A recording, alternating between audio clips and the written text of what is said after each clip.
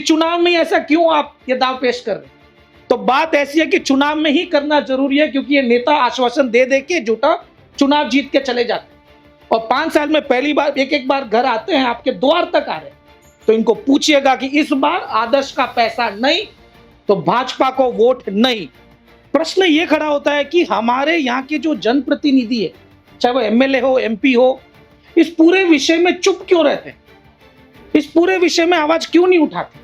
अगर लिक्विडेटर अगर कोई प्रॉपर्टी नीलामी करना चाहता है, म्यूटेशन बढ़ता है, तो म्यूटेशन को रोक कौन रहा है। इस पूरे विषय में ना नेता को कोई फर्क पड़ रहा है, किसी को फर्क नहीं पड़ रहा, लेकिन फर्क पड़ रहा है आम जनता को फर्क पड़ता है।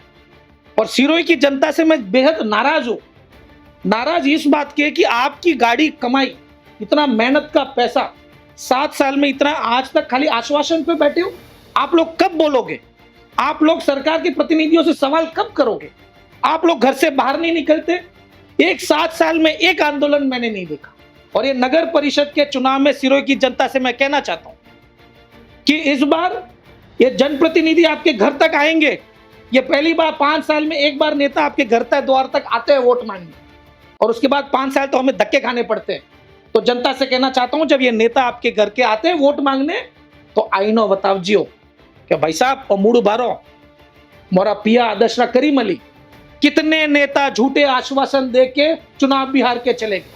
जब तक आप आवाज नहीं उठाएंगे, जब तक आप जनप्रतिनिधि से सवाल नहीं करेंगे, ये मोटी चमड़ी के नेता है, इनको कोई फर्क नहीं पड़ता। इन्होंने अपने 7 पीढ़ियों की व्यवस्था कर चुके हैं।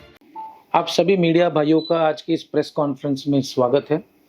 बिना कोई टाइम जाया किए मैं सीधा विषय पे आता हूं। आज का मुख्य विषय है इस प्रेस कॉन्फ्रेंस का आदर्श क्रेडिट कोऑपरेटिव सोसाइटी का जो कथित घोटाला है। और ये प्रेस कॉन्फ्रेंस करने को लेके मैं मजबूर इसके लिए हुआ क्योंकि हम सभी को पता है कि 2019 से जो आदर्श का ये घोटाला है, मामला कोर्ट में गया, मामला लिटिगेशन में गया और देश के कई सारे कोर्ट में ये विषय पूरा चैलेंज हुआ, चल रहा है। लेकिन इस पिछले 7 साल में एक बहुत ही अच्छा पॉजिटिव डेवलपमेंट अभी हाल ही में होने जा रहा था, लेकिन उस पर भी एक दिया कहते हैं ना कि एक उमंग जल दिख रही थी, तो वो उमंग भी बुझ गई।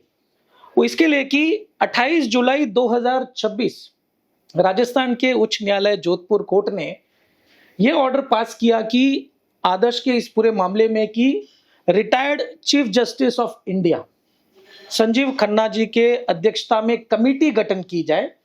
वो कमेटी और भी मेंबर्स को जोड़ते हुए पूरे आदर्श के मामले में फ्रेमवर्क बना के कोर्ट को पेश करेगी कि किस तरीके से आदर्श के इन्वेस्टर्स का पैसा मिल सके। लेकिन जैसे ही कुछ अच्छा होने जाए, 6-7 साल में एक पहली बार अच्छा होने जाए, तो हमें पता है कि कहीं ना कहीं ऐसे क्या मजबूरी आ जाती है कि कोई गुड न्यूज आता है तो वापस वहां रुकावट आ जाती है। तो ठीक 1 हफ्ते पहले 18 अगस्त 2026 को जो सिंगल बेंच ने जो ऑर्डर पास किया था कि retired chief justice of India को नियुक्त किया जाए अध्यक्षता के पद पर और वो जांच करेंगे, तो उस पर स्टे दे दिया। तो स्टे देने से जो एक उमंग जगी थी कि अभी कोई एक्शन प्लान होगा, नहीं तो क्या होता है अगर रिटायर्ड सीजीआई, देश के सर्वोच्च न्यायालय का सबसे प्रथम पद वाला व्यक्ति इस पूरे मामले में बैठता है, तो चीजें फास्ट ट्रैक पे चलती है, चीजें फटाफट डिसीजंस हुए जाते हैं और उम्मीद थी कि 1.5-2 साल में कुछ होगा। लेकिन इस पे भी पानी फिर गया। तो सवाल सीधा खड़ा होता है कि सरकार की क्या कोई ऐसी मजबूरी क्या है, ऐसा क्या दबाव है, या जुडिशरी में कुछ ऐसा दबाव है जिसके वजह से इस तरीके से फैसला आया। क्योंकि सरकार चाहती थी तो जैसे ही ऑर्डर पास हुआ तो एक केवियट लगा देती कोर्ट में, ताकि जो अपील कर रहे हैं उनको स्टे ना मिल पाए। वो नहीं हुआ। और ये 7 साल में हम तमाम चीजें जानते हैं आदर्श को लेके कि 1999 में ये सोसाइटी बनी थी सिरोही में, फिर 2008 में मल्टी स्टेट हुई, 800 से ज्यादा इनके ब्रांचेस है, 20 लाख से ज्यादा इन्वेस्टर्स है, 15,000 के ज्यादा करोड़ों के पैसे निवेश हो चुके हैं। हमारे सिरोही जिले के अच्छे खासे पैसे लगे, गरीब मजदूर के, व्यापारियों के, दुकानदारों के काफी गड़ी मेहनत की कमाई इस पे लगी हुई है। हम जानते हैं इसमें 3.5 लाख से ज्यादा एडवाइजर्स हैं और देश की इतनी सारी ऑफिसर्स, ये सारी चीजें हम जानते हैं। लेकिन इसके बाद भी 7 साल से एक प्रश्न खड़ा होता है। प्रश्न ये खड़ा होता है कि हमारे यहाँ के जो जनप्रतिनिधि है, चाहे वो एमएलए हो, एमपी हो, इस पूरे विषय में चुप क्यों रहते हैं, इस पूरे विषय में आवाज क्यों नहीं उठाते? अगर लिक्विडेटर अगर कोई प्रॉपर्टी नीलामी करना चाहता है, म्यूटेशन बढ़ता है, तो म्यूटेशन को रोक कौन रहा है? इस पूरे विषय में ना नेता को कोई फर्क पड़ रहा है, किसी को फर्क नहीं पड़ रहा, लेकिन फर्क पड़ रहा है आम जनता को फर्क पड़ता है। क्योंकि जो जमीनें पड़ी है ना, अगर लोग कब्जा किए जा रहे हैं, फर्जी रजिस्ट्रियां हो रही है, तो भारी पड़ जाएगा उनको खाली करवाने में। तो सीधा सीधा सवाल खड़ा होता है, और सिरोही की जनता से मैं बेहद नाराज हूं। नाराज इस बात के कि आपकी गाड़ी कमाई, इतना मेहनत का पैसा, 7 साल में इतना, आज तक खाली आश्वासन पे बैठे हो। आप लोग कब बोलोगे? आप लोग सरकार के प्रतिनिधियों से सवाल कब करोगे? आप लोग घर से बाहर नहीं निकलते। 7 साल में एक आंदोलन मैंने नहीं देखा। एक बार हमने आदर्श को लेके 20 लाख मेंबर की बात करते, 1% लोग भी बाहर निकलते तो 20,000 होता, सिरोही जिला हिल जाता, सरकार को झुकना पड़ता। और हाल ही में हमने देखा है कि छोटे छोटे बच्चे 19 साल, 20 साल, 22 साल के देश के कोने कोने से आके दिल्ली में आके एक प्रदर्शन करते।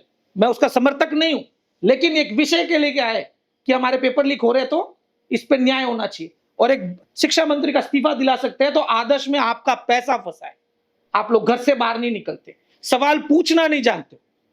इसलिए मेरा सिरोही की जनता से निवेदन है कि मैं एक मुहिम चला रहा हूं। वो मुहिम में ऐसा है कि आज तक ना तो इन्होंने आंदोलन किया, ना हमारे जनप्रतिनिधि ने सवाल किया, तो एक हेल्पलाइन नंबर जारी कर रहा हूं। इसी हेल्पलाइन के आधार पे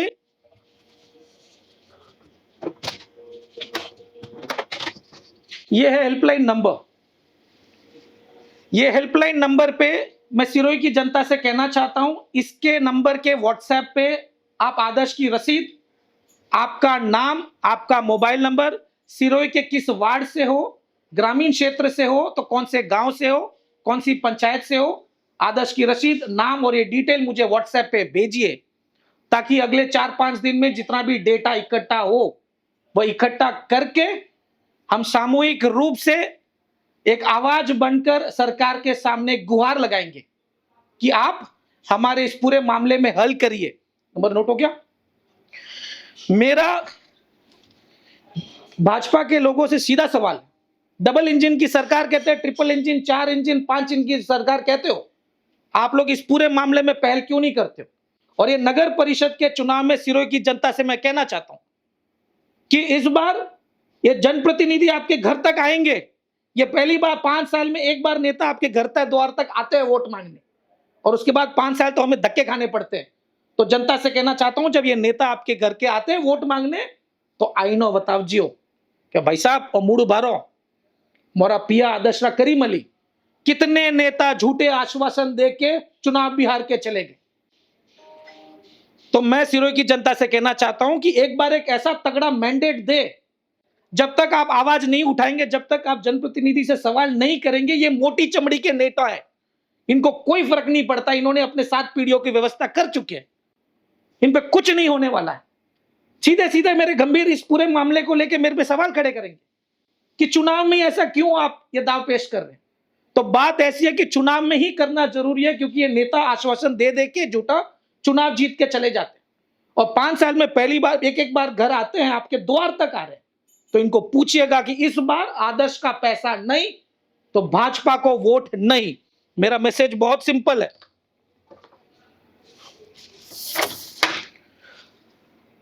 आदर्श का पैसा नहीं तो भाजपा को वोट नहीं। क्यों? इसका भी मैं आपको बता दूं कि कई सारे सवाल खड़े होंगे कि तेजराज जी आप भाजपा के विरुद्ध जा रहे हो, कांग्रेस के क्या कोई पक्ष में कह रहे हो। तो मैं कहना चाहता हूं कि पिछले 3 टर्म से ना केंद्र में कांग्रेस की सरकार है, ना अभी राज्य में कांग्रेस की सरकार। पिछले कार्यकाल में जब कांग्रेस की सरकार थी तब भी हमने कई सारे आवाज उठाई। इसीलिए यह मामला इतना बड़ा हो चुका है कि कोऑपरेटिव सोसाइटी के अध्यक्ष हमारे माननीय गृह मंत्री अमित शाह जी है। तो ये डिसीजन तो वहां से ही होगा, स्टेट लेवल के मुद्दे से बाहर बड़ा चल गया है। हमारी सिरोही की जनता इन नेताओं को सड़क से संसद पहुंचा सकती है, तो हमारे जनप्रतिनिधि सदन से सड़क तक क्यों नहीं आ सकते जनता के लिए? एक बार इसीलिए हमने हेल्पलाइन नंबर से जो जारी किया है, इसे सामूहिक ये करके मैं जनता के बीच जाऊंगा। नगर परिषद चुनाव में भी, ग्रामीण क्षेत्र के पंचायत राज चुनाव और जिला परिषद चुनाव में भी जाऊंगा, और लोगों से हमें इकट्ठा होकर एक आवाज बनकर सरकार को दबाव बनाना है इसलिए मैं निवेदन करता हूं, सिरोही की जनता से भी अपील करता हूं कि सरकार से सवाल करना सीखिए। नहीं तो होता क्या है, कभी भी कुछ भी आवाज करे, अरे मोरा जाति रो नेता है, और मोरा धर्म रो उपासक है, और मोरा समाज रो नेता है, ते चौधरी समाज ने क्यों, पुरोहित समाज ने क्यों, मेघवाल समाज क्यों, ऐसे करते रहेंगे तो करते रहो, कुछ फर्क नहीं होने वाला इन नेताओं को। ये नेता तो ऐसी आवाज सुनते तो खुश होते हैं कि देखो हमारी विफलताओं पे भी ये लोग अपने सामाजिक बात करते हैं। जिस तरीके से आतंकवादी, गुंडे, मवाली, चोर की कोई जाति धर्म नहीं होती है, ठीक उसी प्रकार नेता को भी इस तरीके से जाति से ना जोड़े, क्योंकि ऐसे गंभीर विषय में जहां बेचारा कोई मजदूर 200-300 इकट्ठा कर कर आदर्श में पैसा डाला, किसी रिटायर्ड अधिकारी ने अपने पूरे जीवन की कमाई इसमें डाली, किसी ने अपने बच्चे की पढ़ाई को लेकर, बेटी की शादी को लेकर पैसा डाले, लेकिन आज उनका पैसे को लेकर कोई बात ही नहीं कर रहा है। इसीलिए जाति से उठिए, अच्छे समय में सामाजिक काम पे लिए नेता को जाति से जोड़िए, लेकिन ऐसे समय में जाति से ना जोड़िए। अगर आप ऐसे जोड़ते रहेंगे तो कोई फर्क नहीं पड़ेगा। इसीलिए एक जबरदस्त मैंडेट दो इस बार खिलाफ, ताकि एक मैसेज जाए कि सीएम साहब जब समीक्षा करें, बोलेंगे कि सिरोही जिला परिषद, पंचायत राज, नगर परिषद के चुनाव हम क्यों हारे, तो बोलेंगे कि भाई साहब आदर्श का पैसा अटका है, लोगों को अब पैसा चाहिए, उनके मेहनत का पैसा चाहिए।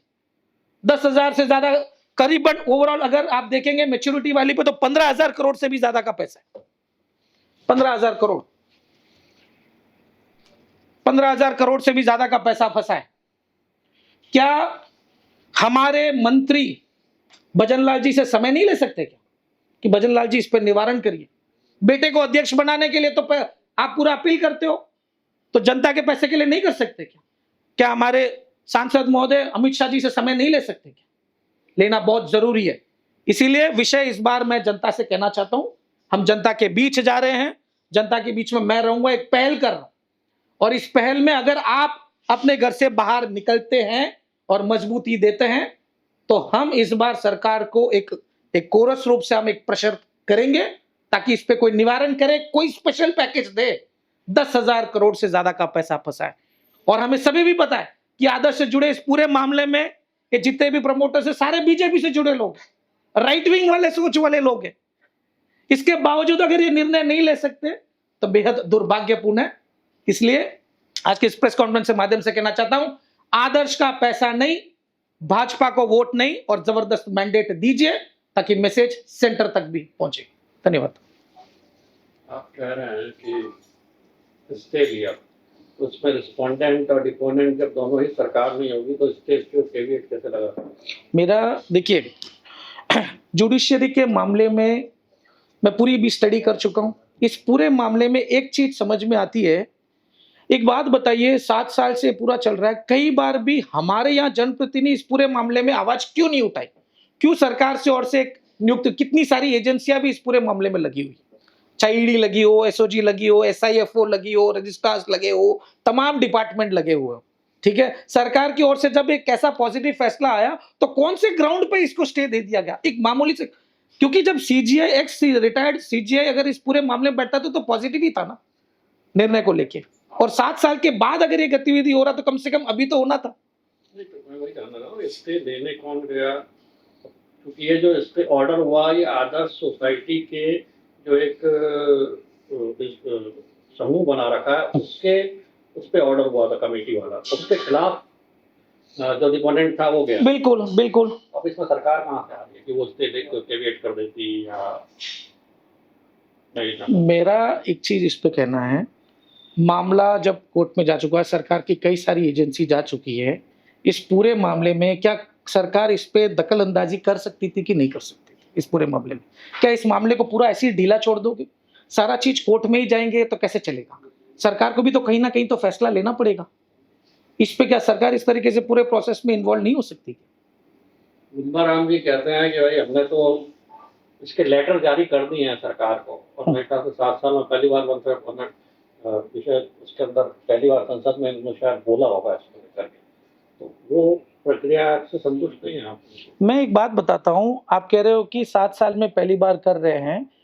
जब ये लोग विपक्ष में था, जब मान लीजिए कहते हैं कि कांग्रेस के समय पे, ये तो कांग्रेस के समय पे यहाँ के स्थानीय जनप्रतिनिधि लोगों ने इस पूरे मामले में कभी इन आदर्श के इन्वेस्टर से मिलने का प्रयास किया? कितनी बार आवाज उठाई? और आप कह रहे हो कि एक लेटर जारी किया, इससे क्या होता है? आपको कहीं सभाएं भी करनी पड़ेगी, कई बार मीटिंग भी करनी पड़ेगी, लोगों की आवाज सरकार तक पहुंचानी पड़ेगी। खाली ये छोटा मोटा लिपापोती का काम नहीं है कि एक लेटर जारी किया, एक बार आवाज। क्या 2.5 साल में इनको एक ही बार मौका अभी तक मिला? क्या 2.5 साल में एक बार भी समय नहीं ले पाए क्या? सवाल तो सीधा खड़ा होता है कि इनकी मंशा नहीं है, क्योंकि इनका पैसा, नेता का पैसा फंसा रहता है, तो जमीन के कितने भी अंदर चले जाओ तो पैसा निकाल देते हैं। इसीलिए मेरा मानना है कि कहीं ना कहीं मंशा की बात आती है, इनका कहीं ना कहीं भाव नहीं है लोगों के प्रति करने का, नहीं तो अभी तक ये लोग सड़क पे दिखते हैं।